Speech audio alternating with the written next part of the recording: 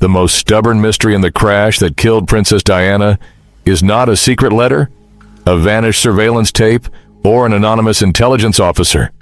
It is an ordinary little car, a white Fiat Uno. Investigators found physical evidence on the Mercedes that Diana was traveling in. White paint, plastic traces, and damage consistent with a glancing contact with another vehicle just before the Alma underpass. Years later, the British Operation Paget inquiry said the most likely explanation for that evidence was a collision with a white Fiat Uno, built between 1983 and 1989. So this is not a story about whether a mysterious white car was invented by conspiracy theorists. The evidence says a white Fiat was there, and yet the car was never conclusively identified. Its driver never gave a public account of what happened. French police checked thousands of Fiat Unos. They examined possible candidates. They tested paint. They looked at rear lights, bumpers, repair work, registration areas, witnesses, and alibis. One candidate even had a detail that sounds almost too specific to be real. The owner had 2 Rottweilers, and witnesses remembered a large dog in the back of the white car. Still, no definitive answer. That leaves a much more interesting question than the usual conspiracy headline. If investigators had physical evidence pointing to the make, color, approximate age, and likely point of contact of the second car, why could they never prove which Fiat Uno it was? And once you look closely at the search, the answer becomes less supernatural, but in some ways much stranger. Because the investigation did not fail for lack of effort. It failed at the point where forensic evidence, eyewitness memory, ordinary traffic, legal fear, and time all collided. Before we get into the names that became attached to the Fiat, keep one fact in mind. The official British inquiry ultimately concluded there was no evidence of a conspiracy to murder Diana or Dodi Fayed. The 2008 inquest later found that Diana and Dodi were unlawfully killed through the grossly negligent driving of Henri Paul and the pursuing vehicles, with alcohol and the absence of seatbelts among the contributing factors. That conclusion matters, because an unidentified car is not the same thing as proof of an assassination. But it is still unidentified, and that is what makes this case worth examining. If you like investigations where we separate what is documented from what has been repeated for years, subscribe to Mr. Occultus. Because in this story, the documented part is already strange enough. The night itself has been reconstructed more times than almost any road crash in modern history. But we only need the pieces that matter to the Fiat. Shortly after midnight on August 31st, 1997, Diana, Dodi Fayed, bodyguard Trevor Rees-Jones, and driver Henri Paul left the Ritz Hotel in Paris in a Mercedes S280. Their destination was an apartment near the Champs-Élysées. Paparazzi quickly followed. The plan that night had changed several times. Diana and Dodi had not originally expected to return to the Ritz. The car they eventually used was different from the vehicle that had carried them earlier. The driver changed. Even the exit from the hotel was part of an attempt to reduce media attention. That unpredictability became important years later because Operation Paget considered whether a complex assassination could realistically have been arranged around a journey whose details had changed so late. The inquiry concluded that the rapid changes made such a coordinated plan implausible, but the white Fiat question is narrower. The Mercedes traveled along the Seine toward the Pont de l'Alma. At the end of the journey, it hit the curb, and then the 13th central pillar in the underpass. Operation Paget's reconstruction estimated that the Mercedes struck the curb at roughly 61 to 63 miles per hour, around twice the limit on that stretch of road. What investigators found on the Mercedes suggested that before the catastrophic impact, there had been another, much smaller contact. Not a head-on collision, not a dramatic ramming, a glancing contact. That distinction matters. If two cars touch at speed, especially in a chaotic traffic situation, the contact may leave only small traces. A scrape, a transferred layer of paint, a fragment of plastic, damage that can later look like ordinary wear, an old repair, or a broken light. The French forensic work focused on traces on the Mercedes and debris from the scene. Operation Paget later brought in LGC Forensics to review the material. Their assessment was that the most likely explanation for the plastic and paint evidence was that the Mercedes had been in contact with a white Fiat Uno built between 1983 and 1989, painted in one of two similar Fiat whites, Bianco Corfu 224 or Bianco 210. That sounds incredibly precise. White Fiat Uno, specific production period, specific paint families. But here is the first twist. Precise does not mean unique. Those paint colors were factory finishes. Fiat Unos were extremely common. The evidence could point investigators toward a class of vehicles, but it did not contain a license plate, a serial number, or a fingerprint identifying one individual car. Operation Paget itself warned against giving too much weight to a compatible paint match. Investigators concluded that other Fiats of the same age could also show paint compatible with the Mercedes, along with ordinary repairs to the same rear area or replacement light fittings. That one sentence changes the entire mystery. The paint could tell investigators, "Look for a white Fiat Uno of this period." It could not tell them, "This is the Fiat." There is another forensic detail that shows why the evidence was both impressive and frustrating. Fiat changed the white paint used on the Uno production line in September 1987. Earlier cars used the shade, known as Bianco Corfu 224. From September 1987 through the end of 1989, Fiat used Bianco 210.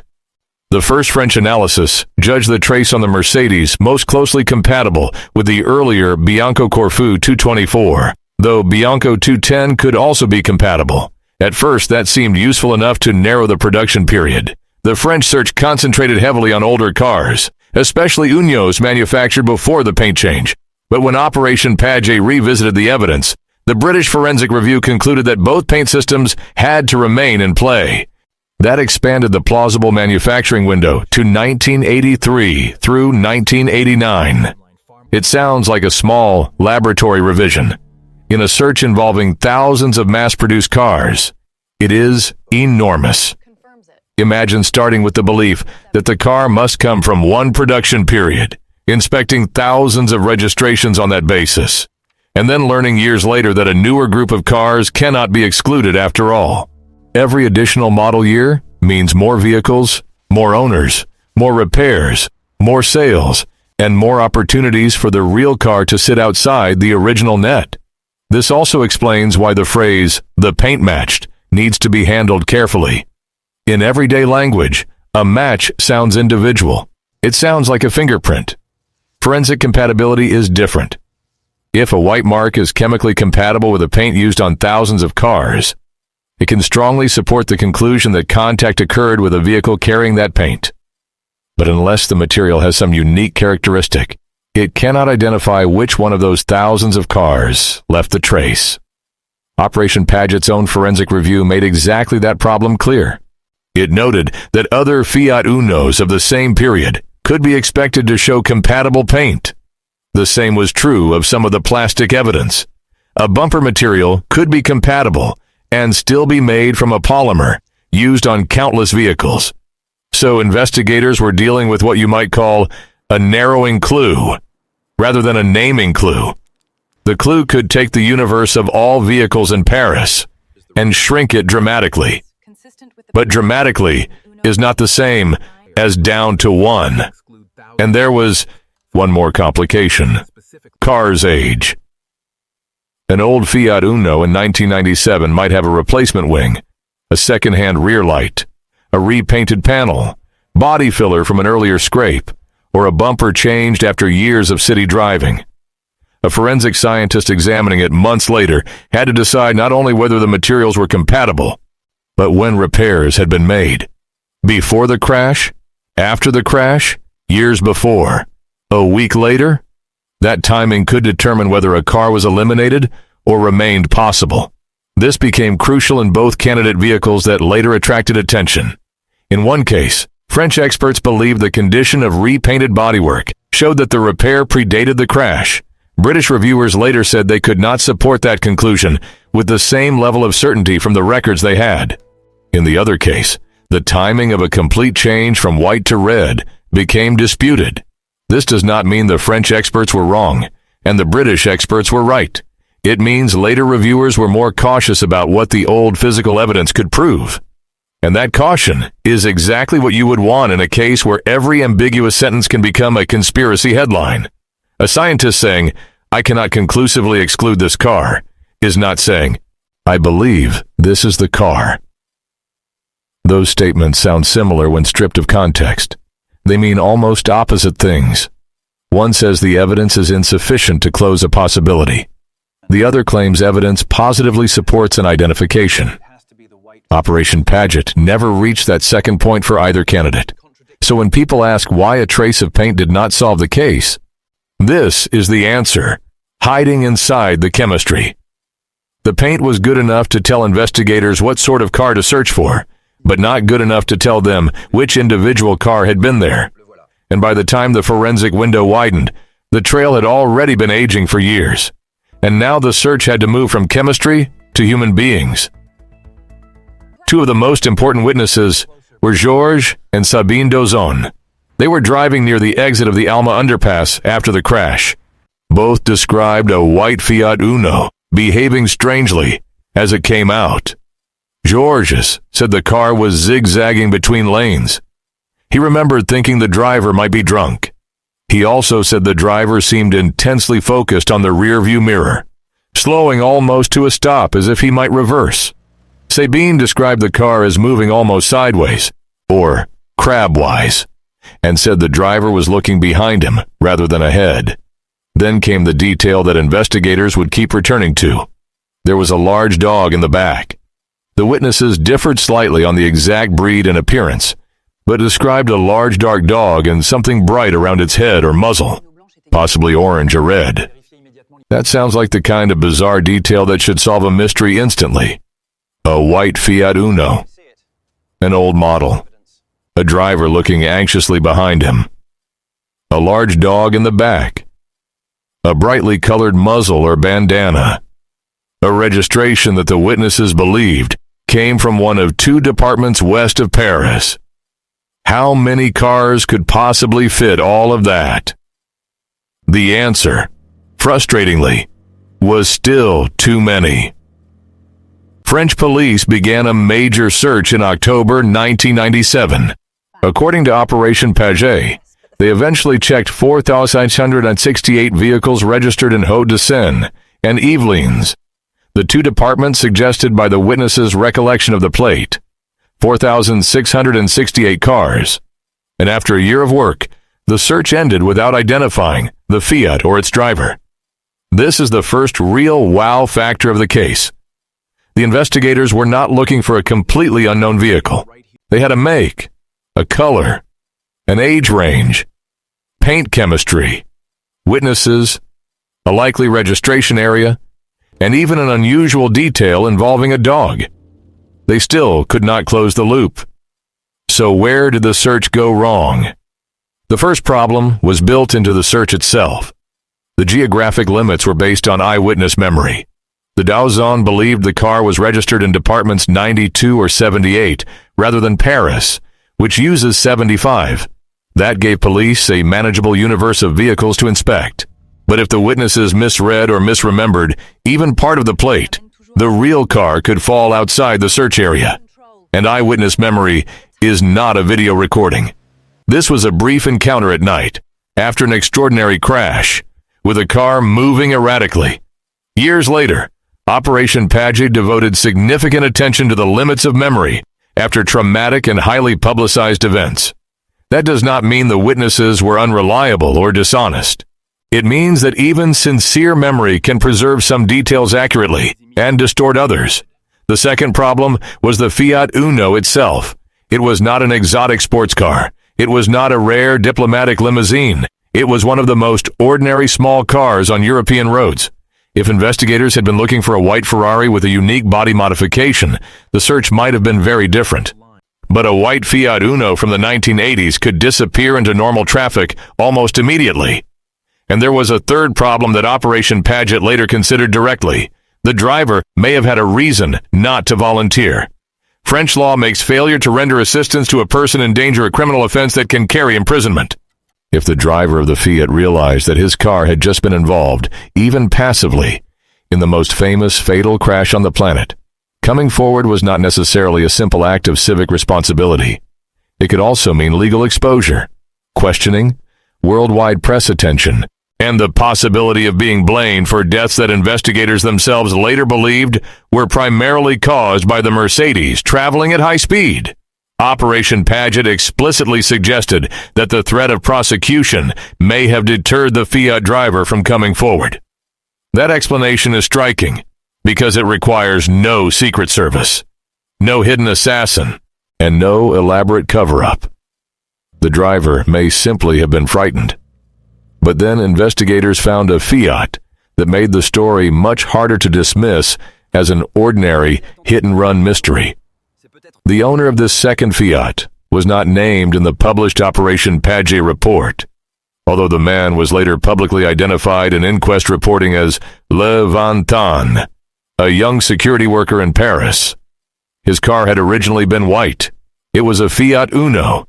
Its original paint was Bianco Corfu 224, the shade the original French analysis found most closely compatible with the white traces on the Mercedes, and he owned 2 Rottweilers. According to Operation Paget, he sometimes had one of those dogs in the Fiat while working, and the dog wore a muzzle. Now stop for a moment and compare that with the witness description. A white Fiat Uno exits the area of the tunnel. A large dark dog is visible in the back. Something bright appears around the dog's head. Years later, investigators examine a possible owner who had large dark dogs and sometimes drove with one of them wearing a muzzle. That is not proof, but it is exactly the kind of overlap that keeps a case alive in the public imagination. Then there was the paint. The Fiat had been repainted red around the time of the crash. The timing became disputed. The owner said it had been repainted on August 30th, before the crash. A friend believed it had been repainted the day after the crash. Again, that difference sounds explosive until you look at what the forensic examiners actually found. French experts ruled the car out because they could not find collision damage at the expected point of impact, and because the rear light fittings appeared to be original to the vehicle, rather than replacements after a crash. When British forensic reviewers revisited the material years later, they were more cautious. LGC Forensics said the physical evidence did not conclusively show whether this Fiat had or had not been involved. That is a very different statement from saying the car was the one. It means the science did not provide a clean yes or a clean no. The car was interesting. The coincidences were real, but the evidence stopped short of identification. In 2007, during the British inquest, Georges and Sabine Dozon were shown photographs. Both indicated that images of Le Vantan resembled the man they might have seen driving the Fiat. One of the photographs also showed him with a dog, but the witnesses themselves acknowledged how much time had passed. Georges said the person looked like the man he remembered, while also emphasizing that the event was far away in time. This is exactly where responsible investigation becomes less satisfying than conspiracy. A conspiracy story wants a clean reveal. It wants the dog, the repaint, the compatible paint, and the photograph identification to snap together into a single answer. Real evidence rarely behaves that neatly. The witnesses saw someone for seconds. The photo identification came a decade later. The repaint date was disputed. The forensic examination did not conclusively identify the car, and the French investigation had already ruled it out, based on the lack of damage in the expected area. So tell me in the comments, at this point, which detail would matter most to you as an investigator? The dog, the disputed repaint date, the paint compatibility, or the lack of collision damage? There is no need to choose a conspiracy. The interesting question is which piece of evidence you would trust most. Because another white Fiat soon became even more famous, and this one belonged to a man who had actually photographed Diana and Dodi. James Anderson was a French photojournalist who had followed and photographed the couple. during their summer in the Mediterranean. In February 1998, he came to the attention of the French inquiry after anonymous information pointed out that he owned a white Fiat Uno. For anyone already suspicious of Diana's death, the combination was irresistible. A paparazzo connected to Diana, a white Fiat Uno, a missing driver, and later, Andanson himself would die in 2000 in circumstances that generated still more speculation. Mohammed Al-Fayed eventually alleged that Andanson was connected to the security services and that his Fiat had been part of a deliberate plan to cause the Mercedes to crash. Those were allegations. Operation Paget spent an entire chapter examining them and concluded there was no evidence Andanson worked for a security service, and no evidence that he was part of a conspiracy to kill Diana or Dodi. But the forensic story around his Fiat is more complicated than a simple wrong car. Andanson's Uno had been first registered in 1988 and painted Bianco 210, a factory white used after Fiat changed its paint formulation in September 1987. The first French analysis had focused more heavily on the earlier Bianco Corfu 224 shade, which initially pushed the search toward cars built before September 1987. Later analysis showed that Bianco 210 was also compatible with the white traces on the Mercedes, although the original French testing considered it a less close match. That meant the production window widened. Instead of only looking at older Unos built up to 1987, British forensic reviewers concluded that white Fiat Unos built between 1983 and 1989 could potentially fit the trace evidence. Andanson's car now fit the broader paint category. Then investigators examined the likely point of contact. The original paint on his car was compatible with the traces on the Mercedes. The bumper material was also compatible, although Operation Paget noted that this type of polymer was extremely common. But the paint on the rear left wing, where a contact would most likely have occurred, did not match the trace on the Mercedes. French experts believed that part of Andanson's Fiat had been repainted before the crash. They also found no convincing collision damage there. On that basis, the French authorities eliminated his car. Years later, LGC Forensics reviewed the same work and was less definitive. The British reviewers said the physical evidence alone did not conclusively prove whether Andanson's car was or was not involved. That sentence is often pulled out of context. It did not mean British police believed Andanson had been driving the Fiat. It meant that paint and repair evidence by itself was not strong enough to make a definitive identification or exclusion. The broader evidence pointed away from him. His family said the Fiat was at their home roughly 170 miles south of Paris that night. The car was in poor condition, with more than 370,000 kilometers on it and years of limited use. Andanson was using a BMW as his normal vehicle. There was no CCTV image or paparazzi photograph placing his Fiat in Paris that night. He later disposed of the old Uno openly through a local garage rather than hiding or destroying it. Operation Paget also reviewed Andanson's death and agreed with the French conclusion that he had died by suicide. The inquiry found no evidence that he was an intelligence operative or that his death was connected to Diana. That matters, because this is one of the easiest places for the story to drift from evidence into mythology. If we only select the eerie facts, we get a perfect thriller. A paparazzo who owned the right kind of car, photographed Diana, later died, and had paint that could fit the Mercedes. If we include the rest, the picture changes. His car was far from Paris, according to multiple accounts, in poor condition, openly registered in his own name, openly traded later, and never placed at the scene by photographic or CCTV evidence. This is why Mr. Occultus exists. The full story is not less interesting when the conspiracy weakens. It is more interesting, because now we are left with the genuinely difficult part. If Andanson's Fiat was probably not the car, and the other Paris Fiat could not be conclusively identified either, what exactly did investigators know? They knew a white Fiat Uno had almost certainly made glancing contact with the Mercedes. They did not know which one. That may sound like a small distinction.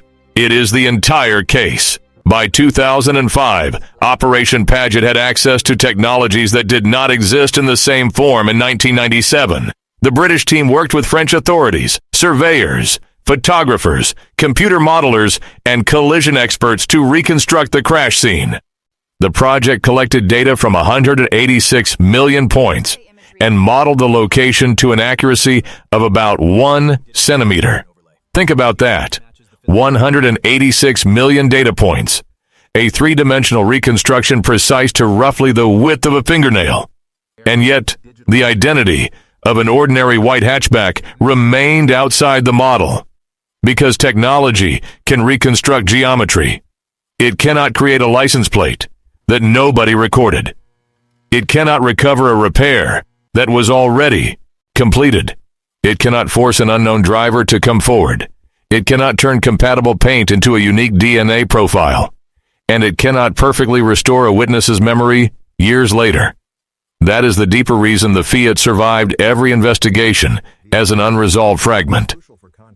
The evidence was strong enough to establish contact, but weak enough to prevent individual identification. If you appreciate this kind of distinction, where we can say what the evidence proves without pretending it proves more, leave a like. That is the difference between investigating a mystery and manufacturing one. There's another important question, though. Did the Fiat cause the crash?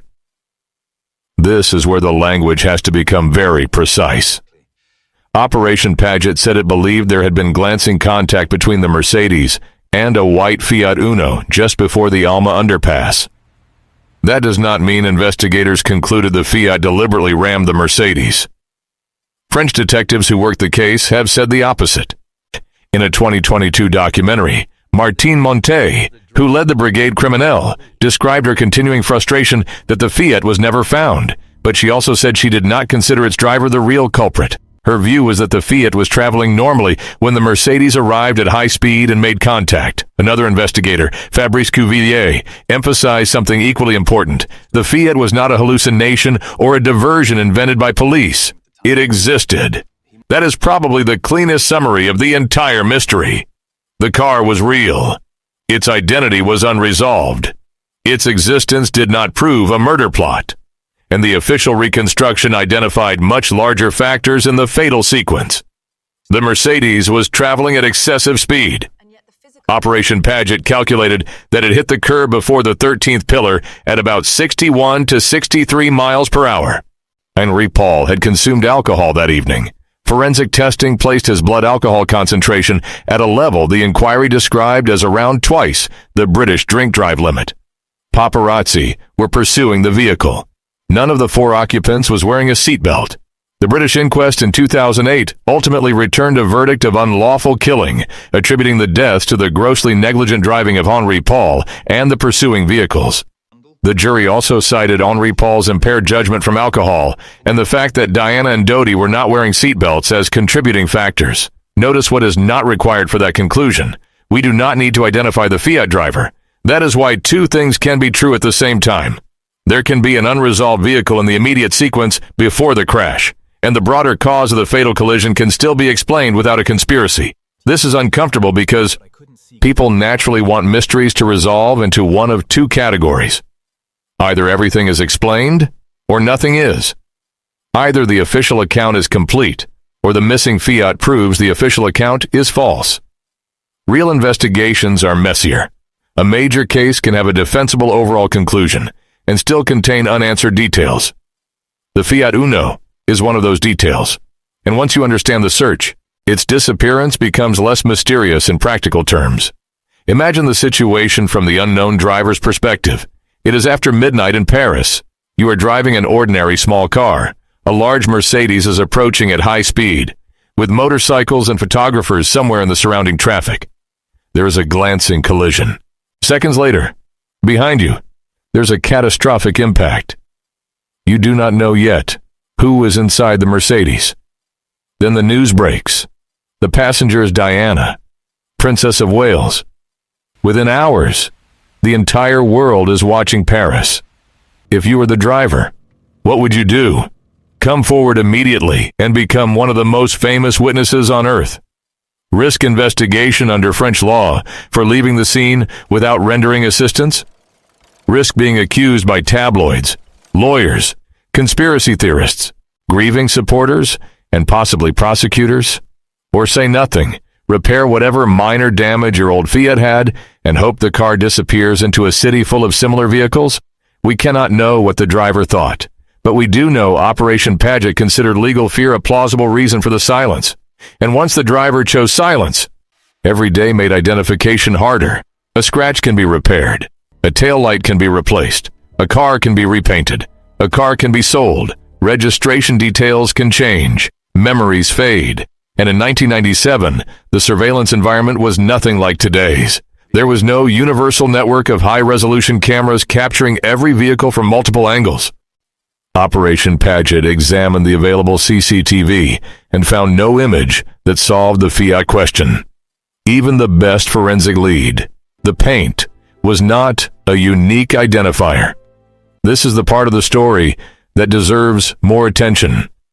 People hear paint matched and imagine a television crime lab where a machine spits out the owner's name. That is not what happened. The paint was compatible with factory paint used on a range of Fiat Unos. It was evidence of a vehicle type, not a single vehicle. The same problem applied to bumper material. Compatible plastic sounds dramatic until you learn that the polymer was common. The more precise the investigators became, the more they discovered the limits of precision. And that leads us back to the dog. The dog is perhaps the most memorable detail in the entire search because it feels individual. Thousands of white Fiat Unos might exist, but how many have a large, dark dog in the rear, wearing a muzzle or something brightly colored? That detail helped make the second Paris Fiat so intriguing. The owner had 2 Rottweilers and sometimes drove with one in the car wearing a muzzle. Yet even here, certainty breaks down. Witnesses differed on the breed. The event was brief. The lighting was poor. The later photo identification happened years afterward, and the vehicle examination did not provide the physical confirmation investigators needed. A clue can be highly suggestive, without being conclusive. That is one of the hardest ideas in any famous unsolved detail. The public wants a verdict. Investigators have to live with probabilities. There's also a reason this one unresolved car attracted so many theories. Diana's death did not occur in an informational vacuum. She was one of the most photographed people on Earth. Her divorce from Prince Charles had been followed globally. Her relationship with Dodi Fayed was front-page news. Paparazzi competition around the couple was intense. The crash itself occurred during a frantic attempt to move through Paris away from photographers. Then, almost immediately, the world began asking whether such an enormous event could really have been caused by something as ordinary as reckless driving, alcohol, speed, and a chaotic pursuit. For many people, the scale of the tragedy seemed to demand a cause of equal scale. A princess dies, so the explanation must involve powerful people. A mystery car disappears, so the driver must be part of the plot. A photographer owns a similar car, so the coincidence must be deliberate. A later death occurs, so it must connect back to the first. But the job of an investigation is not to make the cause feel emotionally proportional to the outcome. It is to follow the evidence. Operation Paget interviewed more than 300 witnesses, carried out more than 500 investigative actions, collected more than 600 exhibits, reviewed intelligence service material, revisited forensic questions, and reconstructed the crash. Its conclusion was that there was no credible evidence of a conspiracy to murder Diana or Dodi. And still, in the same report, it acknowledged the Fiat had not been found. That is not a contradiction. It is what an honest investigation looks like when one piece remains unresolved. In fact, the investigators themselves have admitted the frustration. 25 years after the crash, former French investigators spoke publicly about how much the missing Fiat continued to bother them. One described it as the unfinished part of the case. Another said the driver's testimony was, in his mind, the one door still open. Not because they believed the driver was an assassin, because the driver could have answered a simple but important question. Exactly how did the two vehicles interact in the final seconds before the Mercedes lost control? That is the testimony history never got, and it creates a distinction that is easy to miss. The mystery is not necessarily who killed Diana. The mystery is who drove the Fiat, and what did that person see? Those are very different questions. The first carries a massive accusation that official investigations did not substantiate. The second is a legitimate unresolved question supported by the police record itself. And the second question is enough. Because if the driver were identified, investigators might finally know whether the Fiat was simply overtaken and clipped by the Mercedes, whether it changed lanes, whether the driver panicked, whether the contact happened exactly where the reconstruction placed it, and why the car left without stopping. None of those answers requires a conspiracy, but each would make the final sequence clearer. This is also why the title of this story matters. Why was the white Fiat never found despite paint on the Mercedes? Because the paint was powerful evidence, but not unique evidence. Because the Fiat Uno was common. Because the witnesses had no complete license plate. Because the police search had geographic and production year parameters that could only be as good as the information used to create them. Because candidate cars produced intriguing overlaps, but not decisive forensic proof. Because one possible driver may have faced serious legal consequences for coming forward. Because time gave any unknown owner countless opportunities to repair, repaint, sell, or simply continue using the car until it vanished into normal life. And because by the time later investigators revisited the case with more advanced techniques, the most important missing evidence was not sitting in a laboratory. It was the car itself. That is the paradox. The evidence proved enough to create the mystery, but not enough to solve it. There is one final point that deserves to be separated from everything else. The phrase, "the Fiat was never found," can make it sound as if police had no suspects and simply gave up. That is not accurate. They examined thousands of vehicles. They found cars that fit portions of the profile. They tested paint. They checked damage. They reviewed possible drivers. They investigated Anderson. They revisited the forensics. They heard witnesses again. They built one of the most detailed crash reconstructions imaginable. The failure was not that nobody looked. The failure was that no single candidate crossed the threshold from possible to proven. And in a case this famous, that threshold has to be high. A dog is not enough. Compatible paint is not enough. A repaint is not enough. A suspicious coincidence is not enough. A witness saying a face rings a bell 10 years later is not enough. To name a person publicly as the driver of a car involved in a fatal crash, investigators need a chain of evidence that survives scrutiny. They never got it. So the white Fiat exists in a strange historical category. It is both real and missing. Forensically supported, but individually unidentified. Important to the sequence, but not established as the primary cause. A legitimate, unanswered question, but not proof of the larger conspiracy theories built around it. And maybe that is why it has lasted longer than almost every other detail from that night. Pure conspiracy claims can be tested and rejected. Pure facts can be documented and filed away. But an unresolved fact sits between the two. It gives imagination somewhere to live. The white Fiat does exactly that. It is not a ghost car. It is not a legend invented years later. Investigators believe the Mercedes made glancing contact with one. Witnesses described one. Forensic experts found evidence consistent with one. French police searched for one.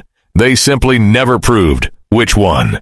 And that makes the final unanswered question almost painfully ordinary. Somewhere in the enormous archive of one of the most examined deaths of the 20th century, there is a gap shaped like a cheap white hatchback, and a driver who never told the world what happened.